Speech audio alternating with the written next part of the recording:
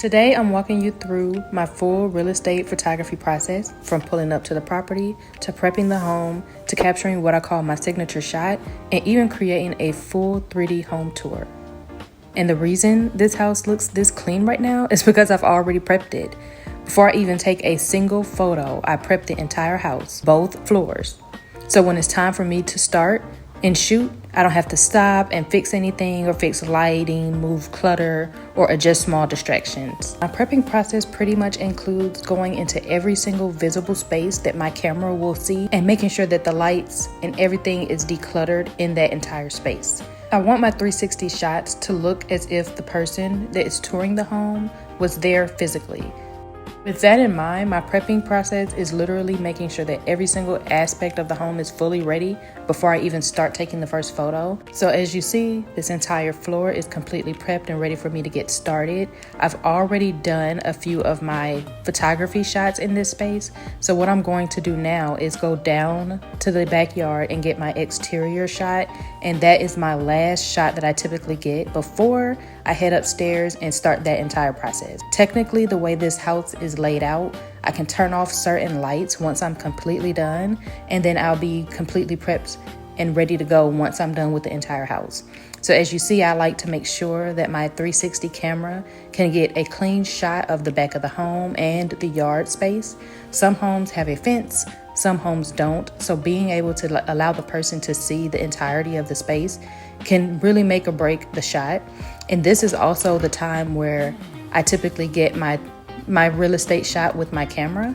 I think that's best because I'm utilizing going outside once and getting both things done. So after I'm finishing this exterior shot, I just want to make sure that it does pop up on my iPad that the shot is done. The specific Insta360 camera that I'm using right here kind of always messes up or disconnects at some point. So I'm still working on a video coming out where I'm comparing the Ricoh 360 camera with the Insta360 camera, and I have a lot of things to say, so be on the lookout for that. But for right now, I'm doing the best I can with the Insta360, the X3 version. In this shot, we're going to transition to the next floor. But before I do that, I want to lead you guys into what I do and call my signature shot and why I think it's invaluable in every single home. Not all homes can do that, but I think having that shot in my arsenal can always save me when I'm in a home that has a lot more character, like something here.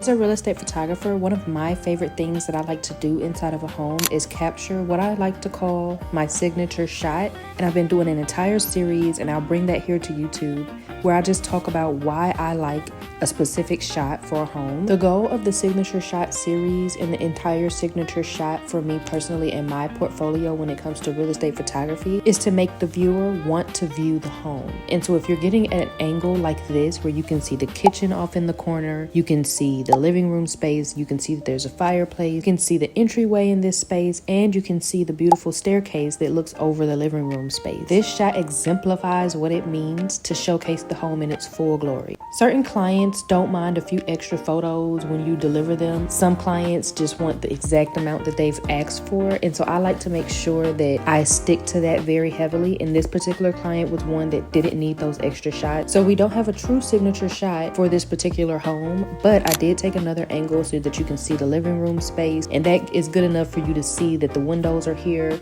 So again, shooting into the windows is a great shot, but then turning around and shooting out towards the home where you're looking from the window space as if you're coming in from the backyard. It's just another one of those just shots that you just need in your portfolio. Okay, let's get back to the video.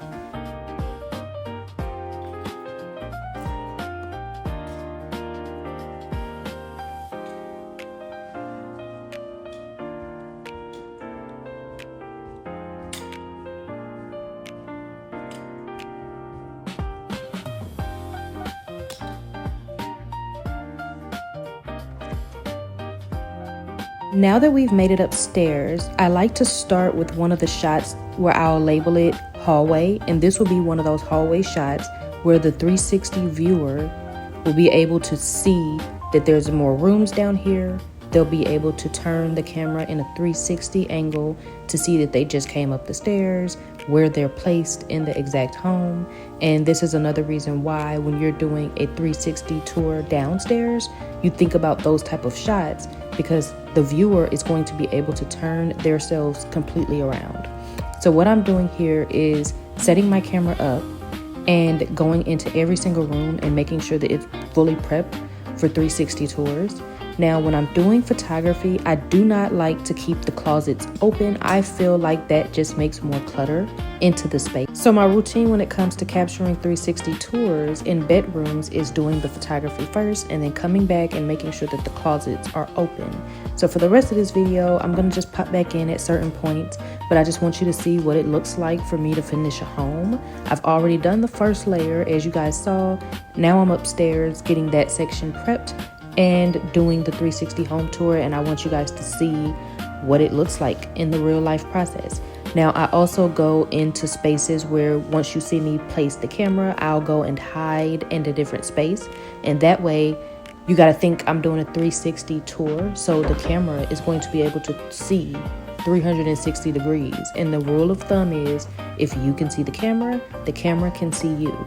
So I like to move my camera a few feet and into doorways and into the room a little bit farther so that they can see the closet, the room layout, maybe what the window looks at and things like that, because that's what they're looking for when they're doing a 360 tour. And then I move it a little bit farther, and so the viewer can see, what does this door lead to? Oh, what is this? What is down this hallway? Imagine if you were literally walking through a home, you're clicking through on a camera just in that exact same format. And that's exactly what I like to think about when I'm creating these, and it makes it so much easier. How am I going through the home as a first-time visitor to this space? What is it that I'm noticing as a first-time visitor in this space? And how can I showcase this to other first-time visitors in this space? You get nose blind to certain smells and sights. You do the exact same thing in your home. You get so used to seeing your space and your environment that when you go to someone else's house, their environment may be a lot more bright and airy, and it makes you feel like, wow, your house feels nice, bright, and airy. Some people like their home to be a little bit more shut off and a little bit more dark. Some people like their homes to be full to the brim with things that they've collected over the years. And you just got to think about your home has a energy, a vibe. And that's what I come in and see. I immediately come in and see, wow, this home has a lot of potential to be a great entertaining space. So let me show it from this angle, and maybe someone who's viewing it can see it from a different angle and see something that the normal viewer may not see. And that's what I love about real estate photography. So I think what I'll do is give you guys a few minutes to watch through the video, and then we'll check back in later as I talk about some of the traits that I think every real estate photographer should have. I must say, real estate photography is definitely a repetitive job, especially when you're doing the exact same things every single day between photos, exterior real estate, you're doing 360 home tours, you may be doing floor plans or whatever it is that you do in your real estate photography packages. And then you got to go and do your Russian roulette of light switches. And I like to call it the light switch roulette, where you're figuring out each home and the specific things that make that home unique. And then you kind of rinse and repeat your routine. And that's what leads me into one of the topics that I think every real estate photographer and photographer in general should have, is a skill called efficiency. If you are able to get into a space, no matter what, you know your routine. And if the house is 200 feet versus 2,000 feet or 200,000 feet, you should be able to go in and do the exact same thing in every single space.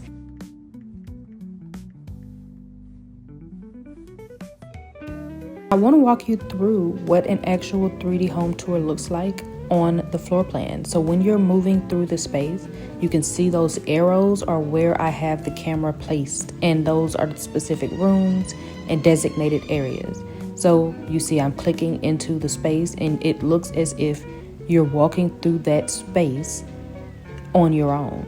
You see how I'm looking up at the floor plan here. I'm able to go into the room and see, okay, this is exactly what the pictures look like. I can see how this fits here, and I can see that there's a closet space here and things like that.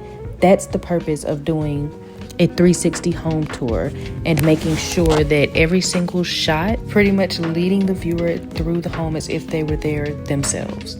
This part of the home, the efficiency part of my real estate photography workflow, is going ahead and making sure that I import all of the photos into Dropbox so that once I'm home, I can do the editing process. But that's it for today. Thank you for watching.